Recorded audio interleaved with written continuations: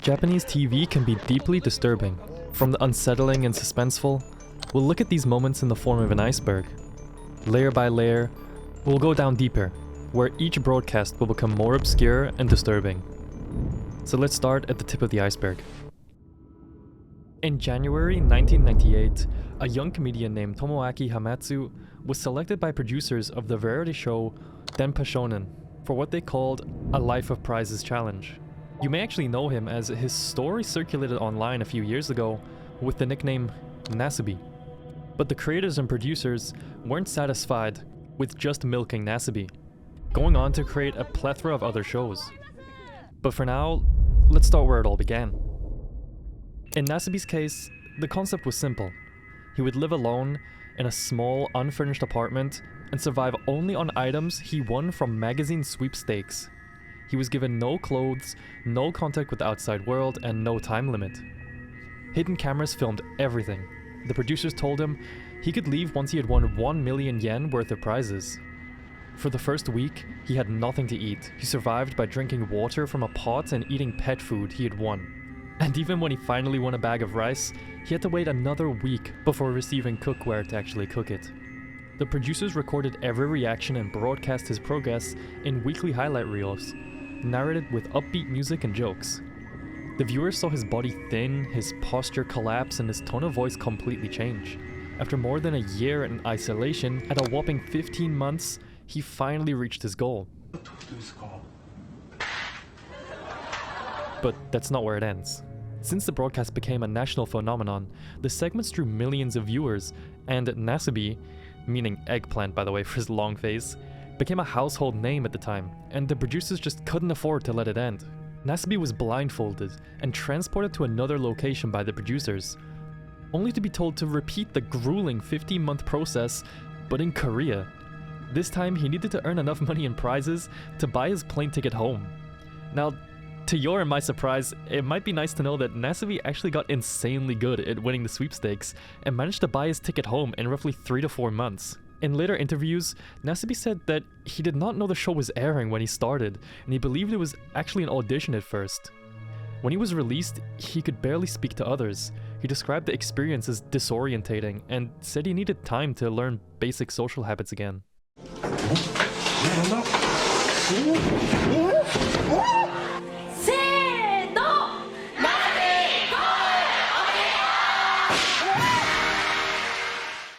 After Nasubi though, the producers just couldn't give up on these endurance programs and decided to do another. Denpa Shōnen Africa Hitchhike. They decided to replace isolation with distance. This time they took 2 comedians, Takashi Yasuoka and Toshihiro Hasegawa, were chosen for the next challenge. They were to hitchhike from the southern tip of Africa to the northern edge of Europe with no money, no plan, and no help from the producers. The journey began in 1995 at Cape Agahalas in South Africa.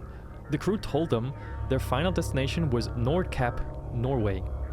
Between those 2 points lay more than 20,000 kilometers of land and nearly 20 national borders. The show gave them a translator and one rule. The only help they would receive would be from strangers. At first, it played like a travel comedy. They smiled for the camera, thanked drivers, and joked about their progress. But weeks turned into months, and they crossed the deserts on the back of trucks, spent nights sleeping on roadsides, and were often stranded for days without food or water. Each Sunday, the show aired their struggles with cheerful music and narration that called their exhaustion spirit, and their near starvation determination. The tone didn't match the footage. One episode showed the pair collapsing from heat in the Sahara, surrounded by livestock and dust. Another showed them contracting malaria in East Africa. The camera stayed on them as they sweated through fevers and kept walking, with the crew never stepping in. By the time they reached Europe, more than a year had passed. Their hair was long, their skin burned, and they spoke way less. The show introduced them as national heroes when they finally reached Norway in 1996. The journey had taken around 500 days. On television, it ended with smiles and confetti. Off camera, they later said they felt totally empty, arguably having it worse than Nasubi. When interviewed years later, both comedians admitted that many scenes were refilmed for narrative flow, being told to exaggerate their emotions and cheer for the camera. You can imagine how much worse it might have been the second those cameras stopped rolling. And just add to the fact that they wouldn't receive any payment until after the show had completed airing, quitting just didn't really seem like an option. The Africa Hitchhike became one of the highest rated segments in Denpa Shōnen history, and seeing this, the producers decided to try to send it even further. The next arc was Desert Island Escape. Filmed in 1998, contestants were left on an uninhabited island and told they could only return to civilization once they had built a raft capable of taking them to another shore. The island had no food, no shelter, or equipment beyond a few basic tools. Cameras were mounted on tripods and filmed every moment of their attempt to survive. Days turned into weeks. They foraged for shellfish, collected rainwater, and slept in improvised huts. Some contestants suffered infections from insect bites and cuts. Others nearly collapsed from heat exhaustion, and the producers sent no medical help. Each episode showed their slow physical decline, edited with cheerful narration that framed the ordeal as an adventure.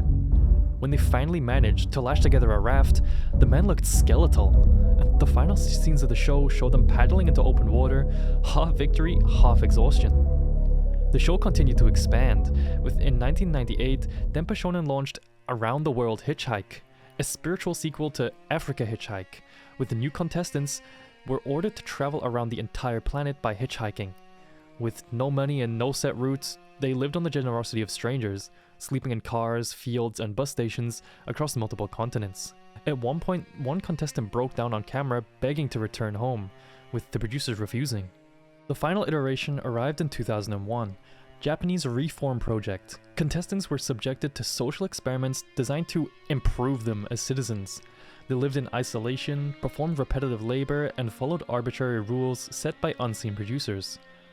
The show's tone grew darker and viewership actually began to drop. Public opinion had shifted.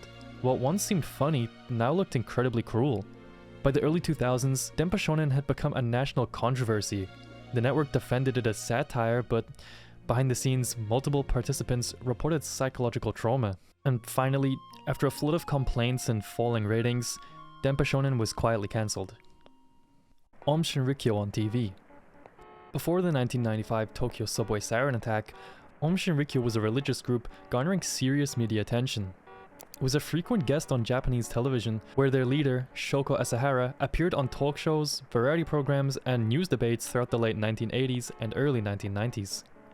At the time, he was presented as a charismatic yoga teacher who claimed to offer enlightenment through aesthetic training and spiritual science. Producers saw him as an eccentric figure who drew attention. He wore white robes, quoted Buddhists and Hindu texts, and spoke about the coming end of the world. On television, he was treated as a novelty, another strange personality in a country fascinated by mysticism and the supernatural. The tone was light, and the hosts laughed at Asahara as he levitated in staged demonstrations or read prophecies about global war. All members also appeared in music videos, variety skits, and call-in talk shows. They danced in robes, sang pop-style songs about salvation, and promoted a growing catalog of books and merchandise. Their image in media was seriously made out to be incredibly positive. Viewers didn't see them as violent at all, and the broadcast gave Aum free publicity. And by 1994, the cult had more than 10,000 followers in Japan and overseas. Some journalists questioned Asahara's claims of divine power, but their reports were buried beneath the entertainment coverage of mainstream media. The cult also used the media exposure to attract educated recruits. University students, scientists, and doctors joined after seeing him on television. For them, Aum seemed intellectual, even scientific. It spoke about merging religion with technology, a concept that matched the optimism of the era. On the morning of March 20th, 1995, commuters boarded the Tokyo subway as usual. It was the busiest hour of the day, with trains being packed with office workers and students. But among them were 5 men carrying plastic bags wrapped in newspaper. Each of these men boarded a different train on 3 separate subway lines. Inside the bags were liquid sarin, a nerve agent originally developed as a chemical weapon. The attackers placed the packages on the floor and punctured them with sharpened umbrella tips, then stepped off the trains. As the liquid spread and evaporated, passengers began coughing, some fell to the ground, their eyes burning and lungs seizing. Others stumbled onto the platform trying to escape, but the train operators didn't know what was happening. Some continued running their lines, unaware that the air in their carriages was now poison. Within minutes, chaos reached central stations. Commuters collapsed on platforms and station staff tried to help, not realizing that the gas was slowly killing them too. By the end of the day, 13 people didn't survive and more than 6,000 were injured. Aum Shinrikyo's name spread across every screen. Viewers recognized the faces of the group's leaders from talk shows they had once laughed at. The investigation revealed that the gas had been produced in Aum's own laboratory, with orders coming directly from Shoko Asahara himself, who believed the attack would trigger a world war and bring about the apocalypse he had predicted on television. In the following weeks, raids on Aum facilities uncovered more sarin stockpiles, weapons, and chemicals capable of killing millions. The media that had once invited Asahara on air now broadcast his live arrest. His earlier interviews were replayed as examples of collective blindness and how dangerous cults can really be. It's shocking to see how widely accepted Aum was in the media just months prior. Those TV appearances become incredibly disturbing when you know it was all an act to hire university students to create those poisons and weapons. Muscle Ranking was one of Japan's more popular physical challenge shows during the late 1990s and early 2000s. It aired on TBS and featured elaborate obstacle courses designed to test endurance, balance, and strength. Contestants ranged from athletes to comedians, all competing for bragging rights as the ultimate muscle champion.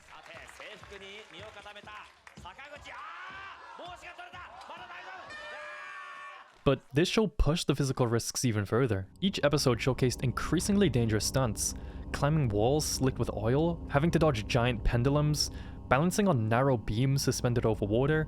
The danger was treated as part of the spectacle, but safety was really not the main concern here. And the padding that you might see on modern shows like this was incredibly minimal. The tone was super lighthearted, with energetic narration and sound effects that made the falls seem harmless. For years, no one questioned it. Well, that changed in 2002. On May 5th, 2 contestants were seriously injured during filming. The first incident occurred on an obstacle called Rock Valley, where players ran between large swinging boulders. One competitor slipped and was struck by a moving prop and suffered a spinal fracture. During the same taping, another participant fell awkwardly into a moat and was also hospitalized with severe back injuries. Both required long-term treatment and were left partially paralyzed. TBS suspended the show immediately after the incidents, and news outlets reported that medical supervision had been minimal on set, and that a lot of safety measures were ignored to save filming time. Behind the scenes, producers admitted that they had repeatedly pushed contestants to go faster to maintain the show's pacing. When the network investigated, it found that several minor injuries had also gone unreported. The scandal ended Muscle Ranking's run, with TBS announcing its cancellation, citing serious concerns over participant safety.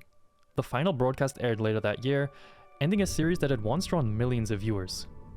The impact went beyond a single program, with other variety and competition shows began tightening their safety standards. Some networks introduced dedicated medical staff for live stunts, and production guidelines were rewritten across the industry.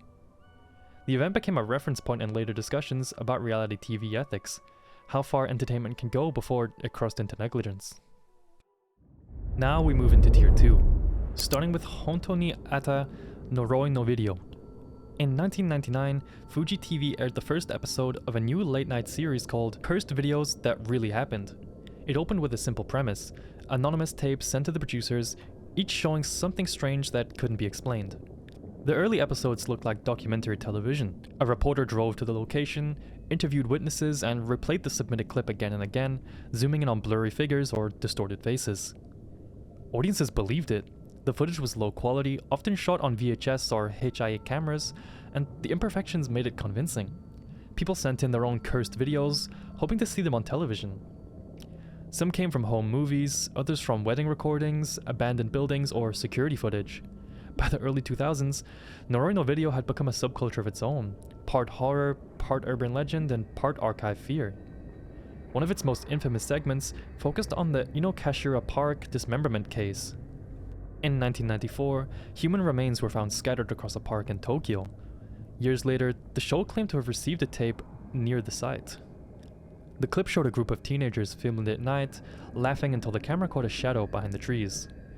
The voiceover said that one of the boys who appeared in the footage later disappeared. No follow-up was ever aired, with the episode becoming the centerpiece of the show's reputation. Neomugicha. On May 3rd, 2000, an anonymous post appeared on the Japanese message board 2 channel.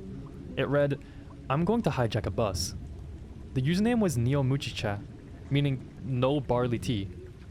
At the time, 2Channel was known for trolling and dark humor, so users brushed it off as another hoax. A few replied with laughter, and some told him to stream it live. Everyone just assumed it was a joke.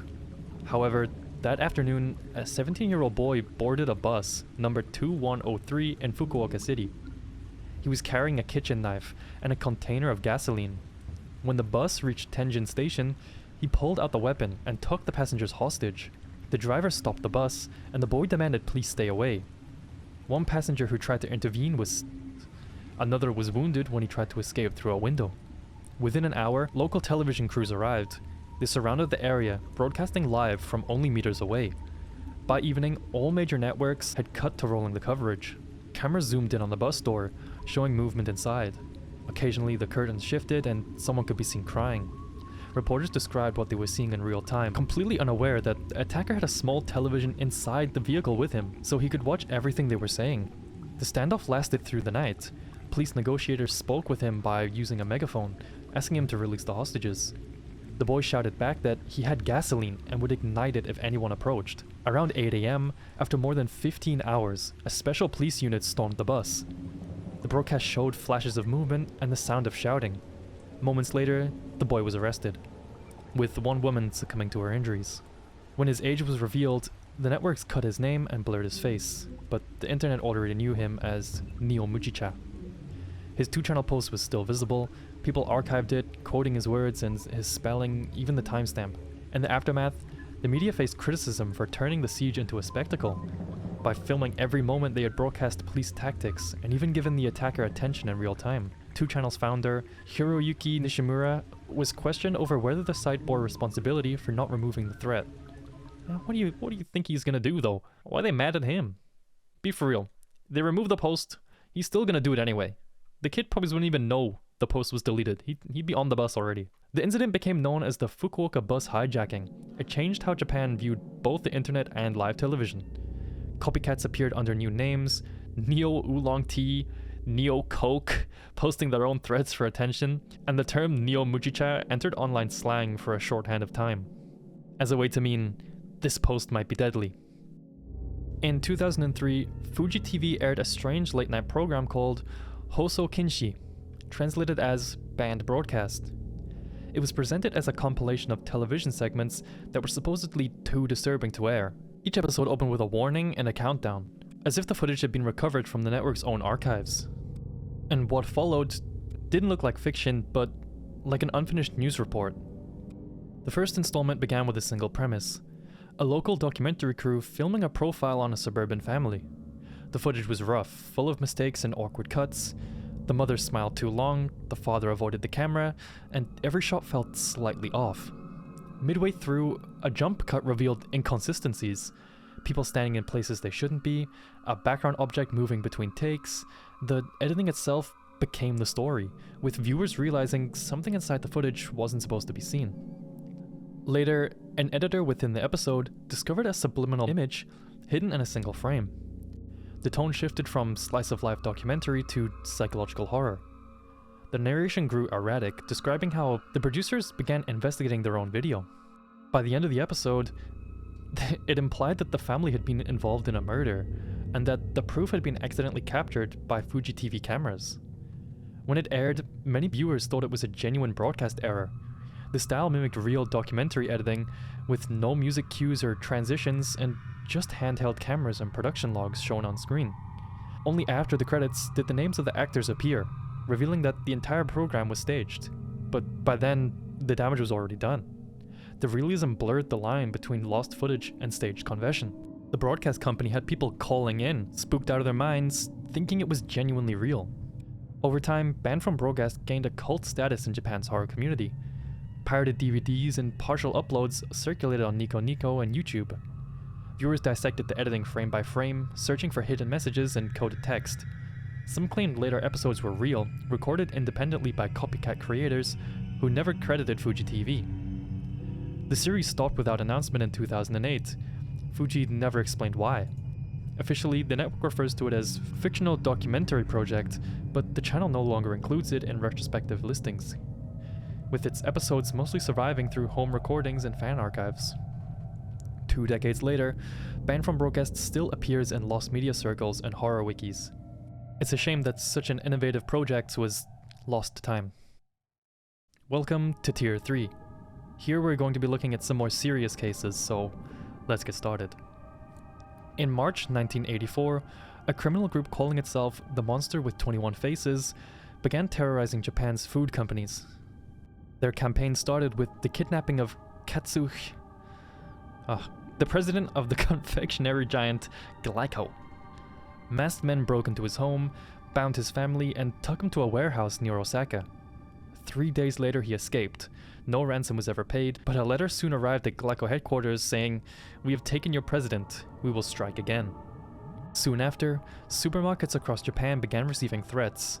The group claimed to have poisoned Glico candies with cyanide. Entire product lines were recalled, shelves emptied overnight, and the television news showed workers burning thousands of boxes in factory lots. The message was clear. The criminals weren't after money. They were just in it for the love of the game. Just totally pure evil.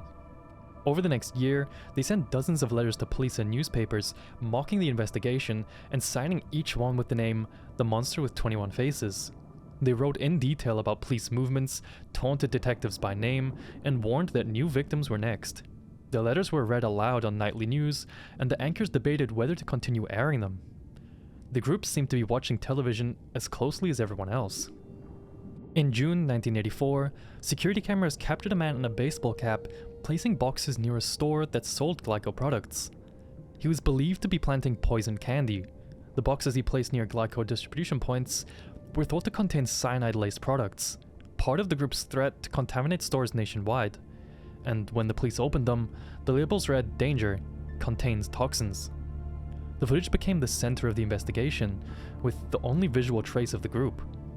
Every network replayed it nightly, hoping someone would identify him, but the man in the baseball cap never appeared again, and his face and the mask were never found. The group shifted its threats to other companies, including Morinaga, House Foods, and Fujiya. Every new letter arrived in coded phrases and deliberate spelling errors. Police formed a nationwide task force, the largest in Japanese history at the time. Despite hundreds of suspects, no arrests were made. In August 1985, the police superintendent in charge of the case, Yamamoto Shoji, took his own life in his car. He left a note apologizing for his failure to stop the crimes. Soon after, the Monster with 21 Faces sent a final message to the media. It said, "Yamamoto died. We decided to stop. We were tired of playing." The letter stopped and the case was never solved. TBS and the Sakamoto family murder. In October 1989, a Tokyo-based lawyer named Sakamoto agreed to appear on a television interview about the rising religious group Aum Shinrikyō. This was before the sarin attacks, and Sakamoto was one of the few people who was openly critical of the group. As a lawyer, he represented families trying to rescue relatives who had joined Aum. The interview was filmed by Tokyo Broadcasting System, TBS, for a late-night investigative show. Sakamoto spoke his mind. He called Aum a dangerous cult, described its control over followers, and mentioned that he was preparing legal action to strip the group of its religious status. It was the kind of footage that could have changed public perception of Asahara early on, but it never aired.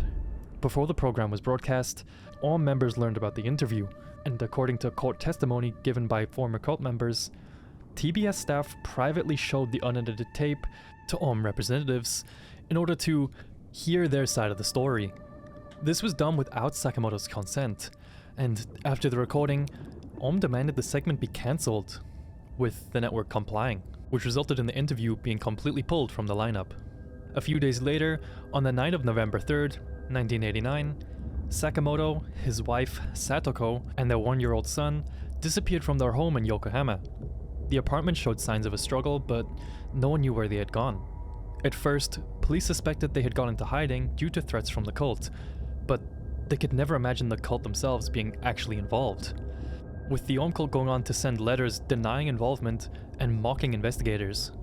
It took 6 years to uncover the truth, but in 1995, after the Tokyo subway sarin attack showcased what Aum really was, cult members confessed to the killing of the Sakamoto family.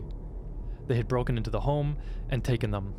The revelation ignited public outrage, not only toward Aum, but towards TBS. Journalists discovered that the network's decision to show the interview to the cult may have directly led to the family's deaths. The staff members involved admitted to the screening but said they had not realized the danger. The company issued a public apology, calling it a grave ethical lapse. The Japanese Broadcasting Ethics and Program Involvement Organization, BPO, later condemned the network for violating professional standards and betraying the trust of their source. The case became a landmark example of how media negligence can have fatal consequences. When the details came out, viewers watched old news clips of Asahara smiling on variety shows and talk programs. Many realized that television had helped build the cult's image while silencing its critics. The same media ecosystem that once treated Asahara as an eccentric mystic had now played an indirect role in protecting him from exposure. Due to this incident, TBS temporarily suspended its investigative programming and replaced its senior producers. The Sakamoto interview tape, the one that was never aired, became evidence in court, with its contents finally being made public years later in documentaries about Aum. The footage showed a calm, articulate man warning the nation about a cult that would later commit one of the worst terrorist acts in Japanese history. Yukino Kikuma's fall. In September 1998, Fuji TV announcer Yukino Kikuma appeared on a live segment of the morning program Mezamashi TV. The broadcast was meant to demonstrate a new emergency escape device designed for high-rise buildings. A harness system that allowed users to rappel safely from windows during a fire. Kikuma volunteered to test it on air from the 5th floor of the Fuji TV building in Tokyo. The setup was simple. A camera crew filmed from the street, while another covered the interior shot from the window.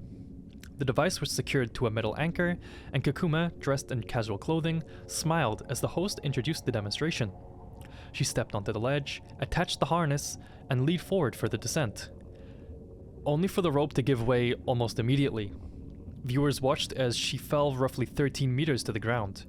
The camera cut away mid-fall, but her scream was heard clearly through the microphone. The broadcast froze for several seconds before the studio anchors returned, visibly shaken. They apologized and said the demonstration had been suspended. Emergency staff rushed her to the hospital. She survived, suffering multiple fractures and a concussion. Fuji TV issued a public statement later that day, admitting that the escape device had not been properly tested before use. Investigators found that the safety harness had been attached incorrectly by staff who were unfamiliar with the equipment. Kikuma later spoke about the accident, saying she remembered stepping off the ledge and realizing the rope had gone slack before losing consciousness. She spent several months in recovery and returned to work the following year. Even though the accident ended without loss of life, it became one of Japan's most infamous broadcast accidents, because it happened during a routine morning show watched by millions. For years afterwards, producers cited it as the reason to avoid unsupervised live demonstrations. Fukushima 2011. On March 11, 2011, a magnitude 9 earthquake struck off the northeast coast of Japan. It was the strongest in the country's recorded history, and within an hour, a tsunami more than 10 meters high hit the coastline of Fukushima Prefecture, sweeping away homes, cars, and entire neighborhoods. Power plants along the shore shut down automatically, except for one. The Fukushima Daiichi nuclear power station lost all power to its cooling systems. Within hours, engineers realized the reactors were overheating. The government issued evacuation orders, but at first, the disaster was only seen from the ground, until NHK's helicopter camera arrived the next morning. At 10:30 a.m. on March 12th, NHK went live from the air. The camera focused on the coastline, a plume of white smoke rising from one of the buildings. The reporter's voice was calm, describing the visible damage from the tsunami. Then the smoke turned gray, and the camera shook. A low rumble filled the feed as the top of the number 1 reactor building erupted in a flash. Metal panels flew upward, followed by a cloud that spread into the sky. It happened live, broadcast nationwide without a delay. The helicopter footage continued showing the wreckage in real time. Viewers across Japan saw the blast before the government confirmed anything. Many assumed it was another aftershock, not realizing they had just witnessed a hydrogen explosion at a nuclear reactor. The broadcast was replayed repeatedly throughout the day. NHK analysts tried to explain what the images meant, while officials refused to confirm whether radiation had been released. Other networks copied the footage, each adding speculation. By that evening, radiation levels near the plant had risen sharply. Residents who had been told to stay indoors began fleeing inland. The unfiltered broadcast had made the danger visible before anyone could soften the message. Within days, all networks introduced new time delays for live coverage, a censorship measure designed to prevent another uncontrolled transmission of catastrophic events. The helicopter footage became the most replayed image of the Fukushima disaster, with every anniversary returning to that shot. For NHK, it remains a defining moment, a case where the truth reached the public faster than the authorities intended, causing mass panic across the country. And we've now reached the end. So if you guys enjoyed the video, make sure to subscribe and leave a comment below about what you think the most disturbing thing was on the list. I'm trying to reach 20 million subscribers, so any help is greatly appreciated. Thanks for watching, and I'll see you next time.